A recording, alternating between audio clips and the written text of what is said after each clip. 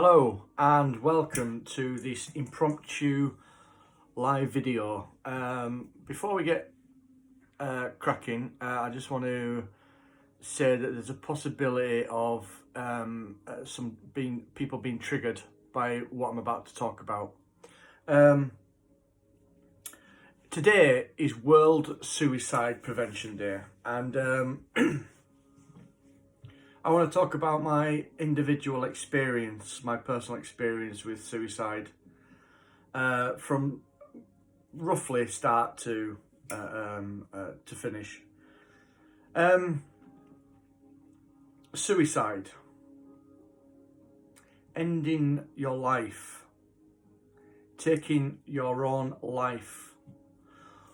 Not committing suicide, by the way, because to commit suicide, that references to in the past when it was illegal and it was deemed that you were unstable, you were committed to an asylum because you tried to end your life. So we don't say committed suicide or I tried to commit suicide. We don't say that anymore. I don't say that anymore. I know lots of other people that work in suicide prevention don't use that term.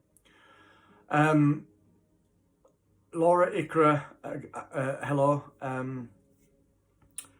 So yeah, there's a possible trigger warning here. Like I said, it's World Suicide Prevention Day, and I'm going to talk about my own experiences with suicide thoughts and behaviours and actions and the actual attempting. So a little bit of background. I, from an early age, never really felt like I fit into anywhere. My mum was an alcoholic and quite aggressive. My dad he had a really bad temper. It was clear that they didn't really get on. But more importantly, from a young age, I felt like I didn't fit in. I felt like I wasn't safe. I felt like I didn't belong. I didn't get the appropriate support that maybe I could have got or should have got from my caregivers, my parents. I started to notice things were getting quite bad the older I got. But it's when my dad left us, which I kind of get why he did, but when he left us, it went downhill. Mum started drinking a lot more. And we're moving to a new house, and it wasn't a very nice house, and things just started to get worse. And I don't normally tell people this, but I had a period of, I was planning, when I was about 8 and 9, I was planning on when I was going to kill my mum. I had it all figured out. I knew the situation that it would trigger me to do it. I knew what I was going to use with regards to carving knife, and I knew how I was going to do it. But I started to feel really upset that I wanted to do that to my own mum, even though she was doing things to me and she was making me feel scared. And so I decided that I would end my own life. I got a piece of washing line. And at the time, when I was about 9, we had bunk beds, me and my brother, and I tied one end of the washing line around the post of the bunk bed, and I used to hold on to it to see if it'd take my weight. And I started to think about leaving a note and things like that. And talking like this now, imagining that little boy, I can't believe it. I can't. But it was so normal to me back then. It was just, I wanted to hang myself. I wanted my mum to find me. I wanted her to feel how I felt. And I battled with this for the next kind of 12 months. Having these really dark, deep thoughts and planning and what's going to happen, and nobody would care. These are really deep thoughts and feelings that a 9-year-old shouldn't really have. When my daughter went through the phase of being 9, I absolutely crapped myself because I thought, well, there's no way I'd want her to experience thoughts like that. I didn't go through with it because I ended up going to live with my dad and my stepmom in Scotland. And so everything seemed to take a nice turn for the better. It was the relationship between dad and stepmom was a little bit strained. It was a very hectic time in Scotland, but it was a very calming, nice time. I just didn't like some of the attitudes towards us and things. I ended up moving back down to England. Hiya, Dawn. I ended up moving back down to England. My dad and my stepmom split up, blah, blah, blah. He ended up going to my grandma's. I ended up going back to my mum's. And I'm not going to go into details, but it was absolutely horrible. It was really scary, really volatile. It got to a point where we ended up being placed into private foster care because of mum. And again, I actually thought that this would be a positive change and that I'd be able to have some stability to move forward. But again, I didn't feel like I belonged. I felt like I was a burden. I felt like, well, why are these people looking after me? They shouldn't be looking after me. My own parents should be looking after me and my own family, and they didn't. And I found that really confusing. By this time, I was 12 and a half, 13 years old. And I went back to a school where I'd left, middle school, where I got bullied a lot. I went to the high school where everybody went, and I just became really depressed and really withdrawn, and I started to have quite weird thoughts and feelings, and I used to sketch really disturbing images of people with severed heads, with knives in their eyes, and blood everywhere, and etc. And I knew it was unnerving. I knew it wasn't right for me to do things like that, but that's the only way that I could get across how I felt to myself. Couldn't talk to my foster carers because I didn't trust them. I didn't feel safe with them. I didn't feel I belonged anywhere, and I didn't feel that I had the right to talk to them because, at the end of the day, they were doing me a massive favour by taking me in anyway. And I didn't want to be any more trouble than what I was already. The relationship broke down and I ended up moving out on my own when I was 17. At this point, I'm drinking quite heavily. My mum used to give me whiskey when I was a kid, when I was 7, for a treat in my coffee on a Saturday morning before I went to my grandma's. So being around alcohol, it was always the in thing that you had a drink to have a laugh, you had a drink to have a chat, you had a drink to socialise, and that was the norm for me. Drinking most nights, drinking all weekend. When I lived on my own, I didn't eat a lot because the money went on alcohol. I really struggled to stay in school. I was doing my A-level art and JMQ art design in sixth form, and I started to self-harm really bad. And it just started with just little marks on my fingers, and I quite enjoyed, because I used to punch walls and things, but I quite enjoyed the scratching and the sight of blood. I was punishing myself for being the terrible person that I felt that I was. I had various difficulties with living. I wasn't stable, and I ended up going back to my foster parents to stay. They invited me back to kind of look after me and make sure that I went to work and things. By the time I've got a job, and I met a girl, we fell in love, and everything was cool. I'm starting to shut down because I'm getting to the point where it's quite serious, and my own defense mechanism is telling me not to go any further, but I'm gonna do. And little Nicholas, I've got a little part of me that's starting to get really upset.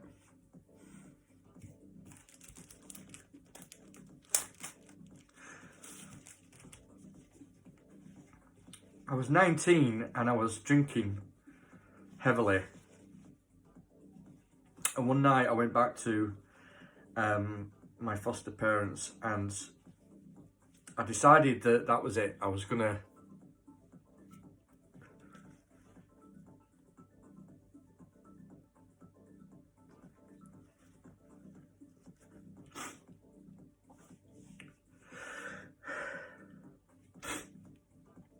kill myself. A really nice guy that I worked. I worked at the toy shop in town, and I was a really good salesman. And this guy, his customer, bought me a bottle of French brandy for Christmas, and I drank half of it in one go and took all of the tablets. And I did it because I wanted to end my life, and I did it at their house because I wanted them to realise how desperate I'd been, and how isolated I felt, even though I was surrounded by people, friends and family that said that they'd understand and I could talk to them. Luckily for me, so my foster dad had heard the foil popping on the tablets. I never even thought of that. And he came down and he took me to Airedale, and I'm glad that he did, because he saved my life. I think there was about a 10-minute window that if it had been 10 minutes later, they wouldn't have been able to save me. And I woke up in intensive care, and I was struggling to breathe. I had a tube down my throat. Apparently I was on the floor because apparently I was trying to get out of bed, and I started to cry, and the nurse turned around and said, what are you crying for? And I said, well, because I can't believe that I can't even kill myself properly. That's how useless I am. And she said, well, you know, you got to count yourself lucky, but at the end of the day, you know, you're in here because of you, and this bed could be taken by somebody that really needs it. And that made me feel shockingly shit. And I when I left hospital, I went into what was Ward 4 at Airedale, and the staff had no clue. The staff had no clue. They just had no clue. They didn't know how to talk. They didn't know how to communicate, and it kind of made me feel, well, if these professional people can't help me and can't make me feel comfortable and safe and understood, well, who else is there? So I kind of stuck it out for a week. I got discharged. I went on a massive bender. I got into a massive fight and I got beaten up. And then it's a blur from then. Just a blur, and I felt really embarrassed. I felt really down.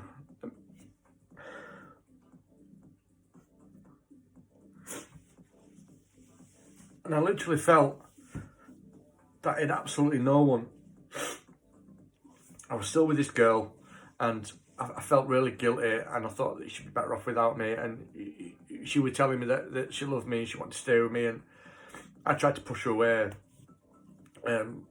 because I didn't want to hurt her. And we ended up having a baby. And I thought that having a baby would sort my life out and my mind out. And when my eldest daughter Gabriella was born, she was born by cesarean, so I wasn't in the theatre, but she came out with the midwife about 2 minutes after she was born, and I held her, and we were bathing her, and all that red gunk that babies come out with, and I was absolutely bowled over, and I was crying my eyes out because this miracle of a person we'd created was there. She was in my arms, and I remember thinking, where has this love come from?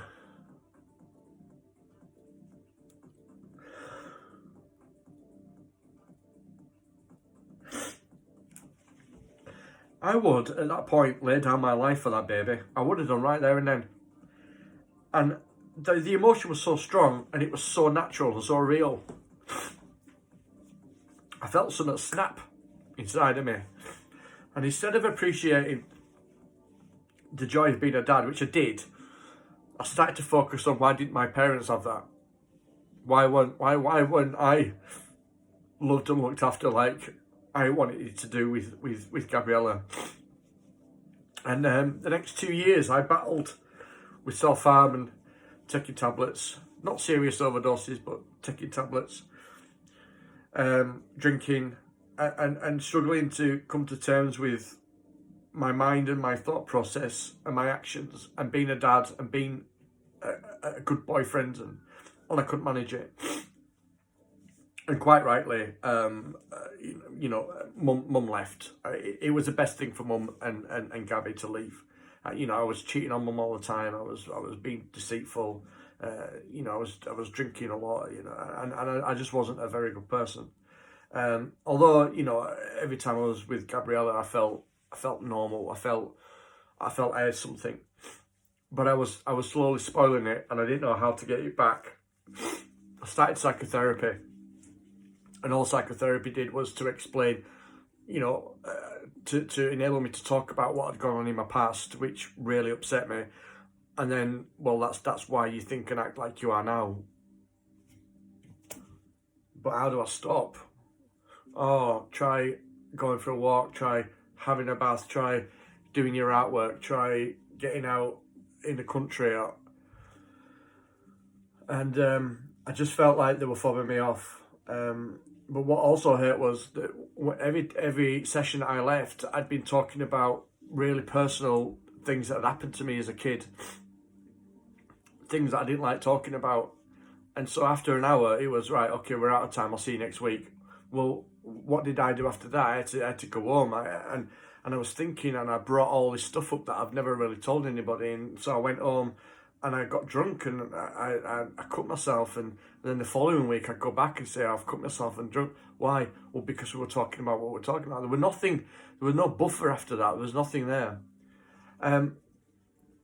So when I lost contact with Gabriella, I deteriorated again, and I cut my wrists. And a friend of mine that I was staying with her, she phoned the police. And I've been in trouble with the police. I've been picked up for being drunk and disorderly and fighting. And when I came round, they were all stood in the front room, and two of them had the batons out.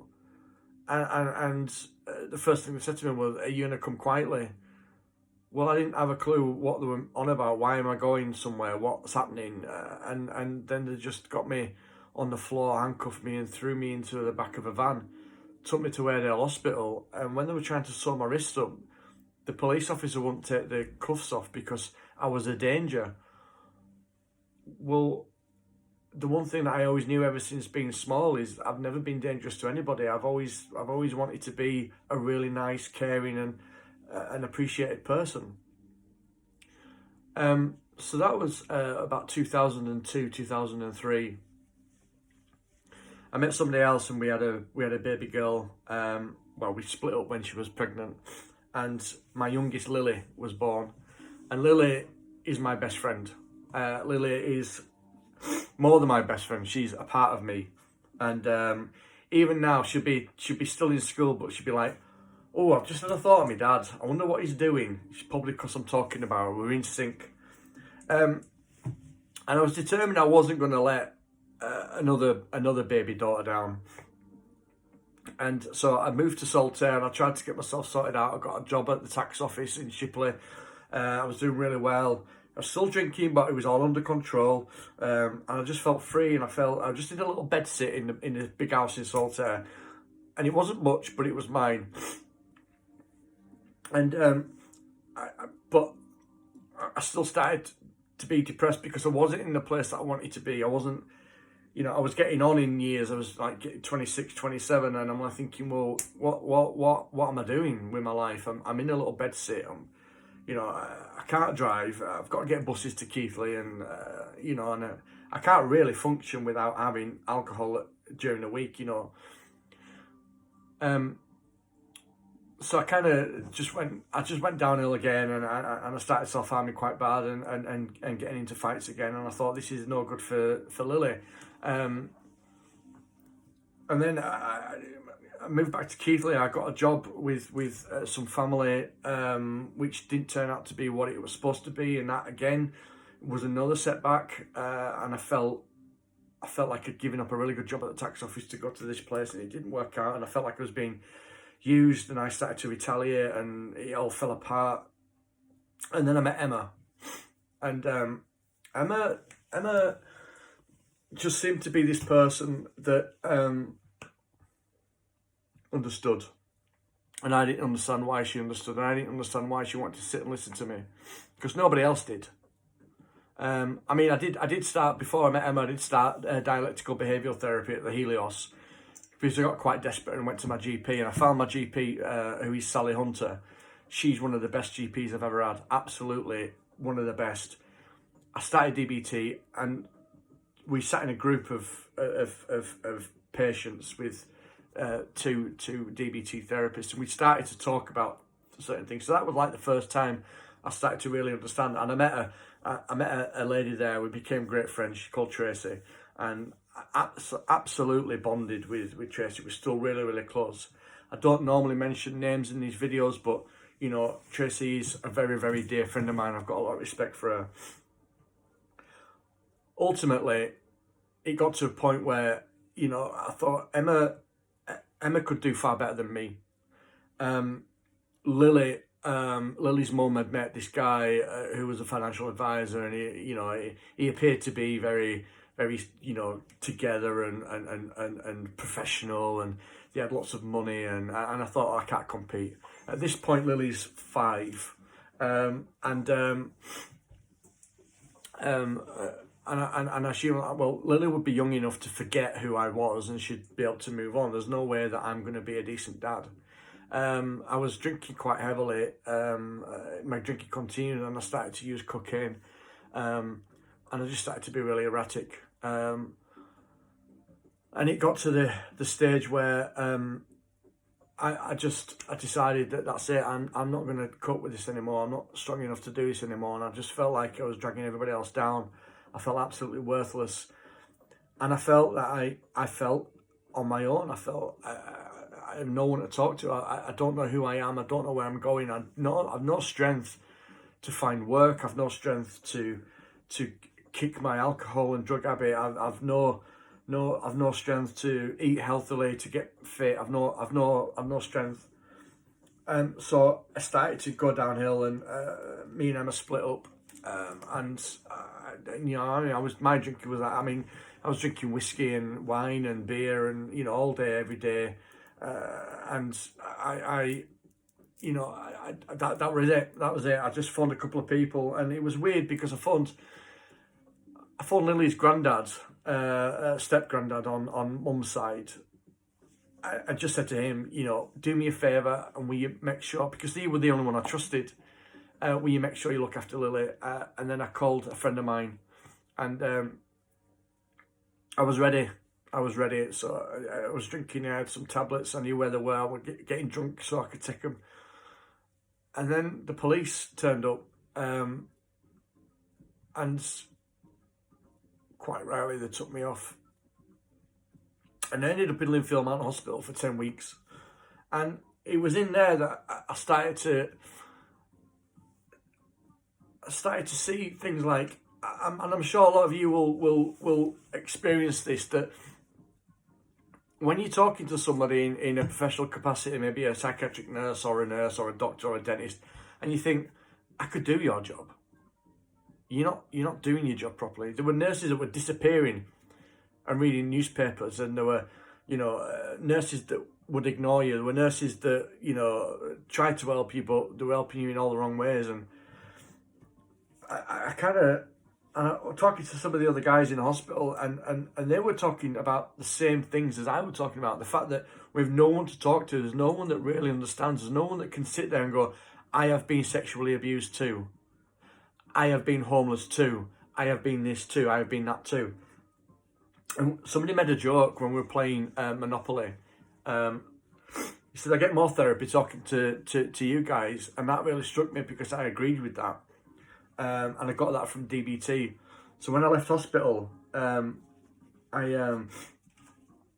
I did a wellness recovery action plan. My occupational therapist told me about it. I did that. Again, that was about peer support and talking to different people. And we all felt safe talking about our suicide journeys, and we all felt safe about how our continuing thoughts of self-harm and thoughts of ending our lives, and sometimes acting on that.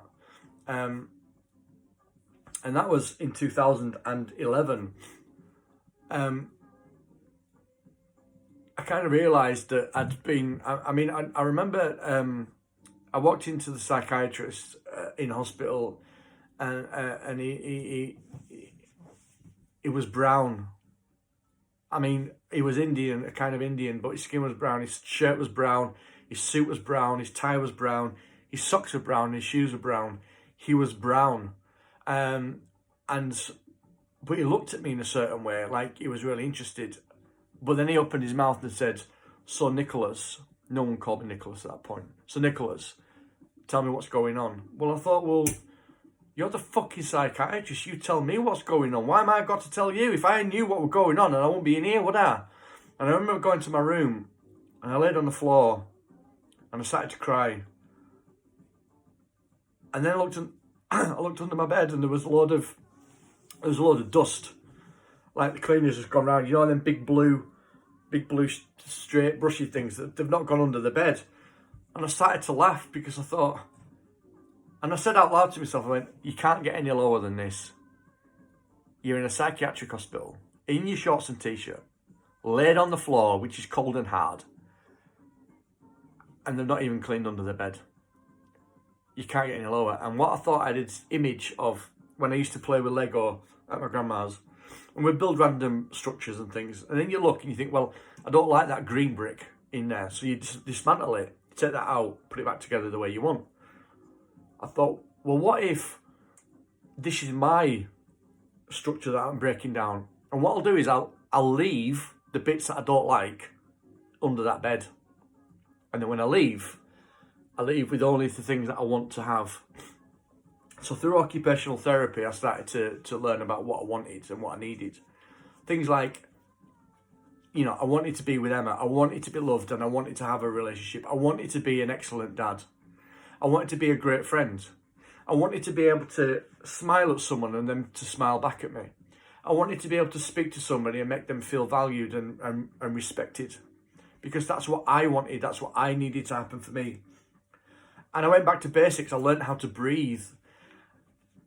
And it was the head of OT, a guy called John, and he was saying, put your two hands on your chest, one on your chest, one on your belly, and when you breathe, the bottom one should be the only one that's moving. And it was like, I'd never known that before. Breathing is your chest because your lungs are in your chest, but no, it's your diaphragm. A healthy diet, getting some fresh air, starting from absolute basics, as if I was a toddler, learning right from wrong.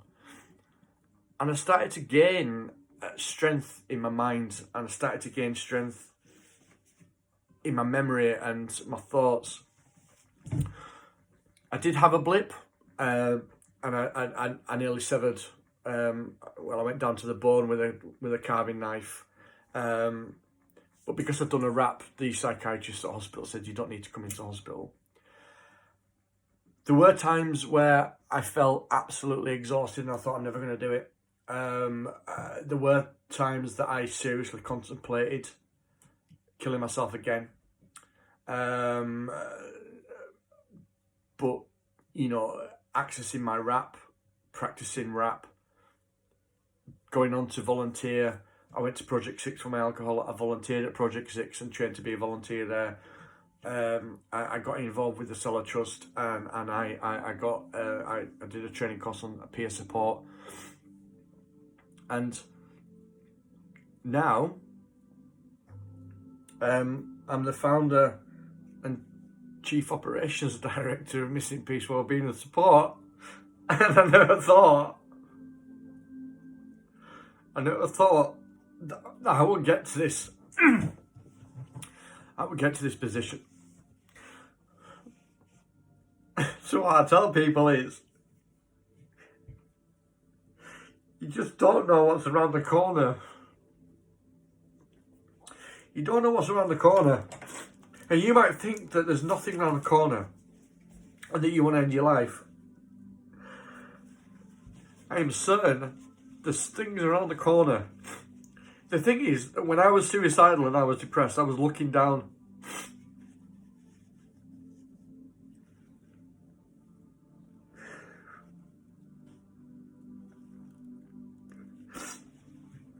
I was just looking down all the time. And I couldn't see the opportunities. I wasn't looking. And I'm fortunate enough now to think to myself, I don't give a fuck what people think of me. I really do not give a rat's ass what people think of me. Because I made it my personal mission to sort myself out for me, then for Lily, then for Emma. But I wanted to get into a place where I was in a position where I could help other people.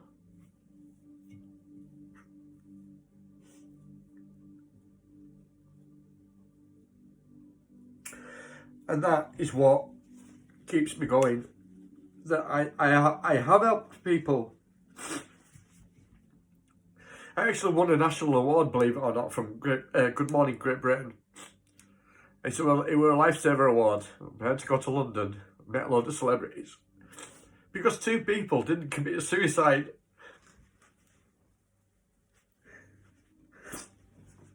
After talking to me. I can't believe that. I didn't know what's special. I just spoke to people like the human beings and shared their experiences. I want to apologise for crying, but I'm not going to apologise because I can't help it. So, what do we do now? I still have suicidal thoughts. I still get tired. I still question what is the point. You know, I still get depressed about what's happened to me as a kid. I get depressed about my choices in life and the mistakes I've made. Am I going to act on them? No, pretty sure I'm not. I mean, I can't predict the future. I don't know what's going to happen. When I told Lily about my self-harm, I told her that I'd never promised that I can't promise I'll never do it again. And she thought, well, why? I said, because I don't know what's going to happen in the future. If I promise you, then I'm going to break a promise if I do end up self-harming. Oh, excuse me. Anyway, so Suicide Prevention Day. One of the easiest things that I've found personally, and in the stuff that we do at Missing Pieces, be brave enough to speak out to someone. And I promise you, there's always someone there to listen. Always. It doesn't have to be a family or friend. It doesn't have to be a colleague or a boss. It doesn't have to be a GP or, you know, a psychiatrist or a counsellor. It might just be somebody that you talk to on the bus. It might be somebody that you just bump into in a supermarket. And you might end up walking away thinking, how have I just told that person all them things that I've never even met them? It just happens, and there's these people there that will listen. Also realising and remembering that you're not on your own. Absolutely not on your own. The 7 years I've been doing peer support groups, I am absolutely blown away that when we meet someone for the first time as human beings, we have a judgment. We think they're this, they're that, they're other, they're perfect. They've got a lot of people have got a lot of flaws, but a lot of people have got a lot of benefits and strengths and courage that they don't even see. They don't see it. Because you don't, do you? When you're inside your own head and you're all consumed about the negatives that have happened and the questions you have and you know, the isolation you feel even though you're surrounded by lots of people. It's incredibly brave for people to reach out and come to a group or to phone us up or to email or anything like that. And when you tell them that, like, oh yeah, it's then, you know. So what we do is Emma and myself are assist suicide first aid trained. We are mental health first aid trained. I am mental health first aid trained for young people. I am an advanced level RAP facilitator, which means that I can legally, properly facilitate wellness recovery action plan courses, and I can teach people to become facilitators. I'm also an organisational intentional peer support trainer. I'm a health improvement coach that I trained with Bradford Council. Emma is a meditation teacher. She's a level 2 Reiki practitioner. We are listeners, we are talkers, we are people who care, we are people who share our experiences. Our volunteers share their experiences and help out. As you can see, I'm wearing a Toucan Day t-shirt. This is our awareness day. Our first one was last year. We couldn't have one this year. Was it last year? Yeah. 2019. We want to say that, you know, and hands on heart, you know, you are not on your own, and it's never happened. No one's ever come to us with a particular problem that we don't have experience or we can't help with. And the community is growing. We have lots of people on here. Carol Thurling, I didn't realise, sorry, I got too emotional. Leah's here, and Jane Grayston. You know, all these people have met us in the past, and we're all together, and we all live our lives independently, but we all know that each person's there. We all know that there's a safety net, a literal safety net of people that they can fall back on. So, I use the hashtag 1in1. The NHS and things say 1 in 4 people will experience a mental health difficulty in their life or in a year. Toucan. In a Harmony Tea, what does it say? Say it straight, simple, and with a smile. I mean, how appropriate is that? Oh my god. How appropriate is that? Say it straight, simple, and with a smile. Because we're honest and we're transparent here. I use the hashtag 1in1. 1 in 4, yeah. Now I've asked some top healthcare professionals, not only in the region, but in the country, where I've met them in conferences, and I said, where does the statistic come from? Don't know. Well, is it the GPs diagnosing? Is it psychiatrists? Is it the amount of people that got? I don't know. It's just 1 in 4. Okay. Well, I think it's 1 in 1. We all have our individual experiences, thoughts, memories, likes, dislikes, phobias. We all have our little quirks, and we all have our little flaws. Doesn't matter. We're all susceptible. We all might have one time in the year that we dread. An anniversary of bereavement, Christmas, Easter, whatever, a breakup. We all have the possibility of becoming depressed. And that brings me on to what I call depression might be somewhat different to somebody else. In my line of work, we don't use diagnostic language. I also use the hashtag discovery, not recovery. Now, people say, oh, I'm in recovery from this, and this. That's brilliant. I mean, if you want to use that word, that's fine. But me personally, there's a limit to recovery. Once I get to this, I'll be recovered. Well, I don't think so. For me, life goes on, and I'm always going to have difficulties. But I'm always discovering new ways of coping, new ways of handling things. So discovery, not recovery. And then also the hashtag, if I can, you too can. And that is the most important part of our message. If I can come from a place of pure worthlessness, isolation, desperation, that I try to take my own life. And I don't care about myself, and I don't care about others. I'm literally on my own. And I have dreams, and I have ambitions, and I have wants and desires like anybody else. But I stop having them because there's no point. I'm never going to get anywhere.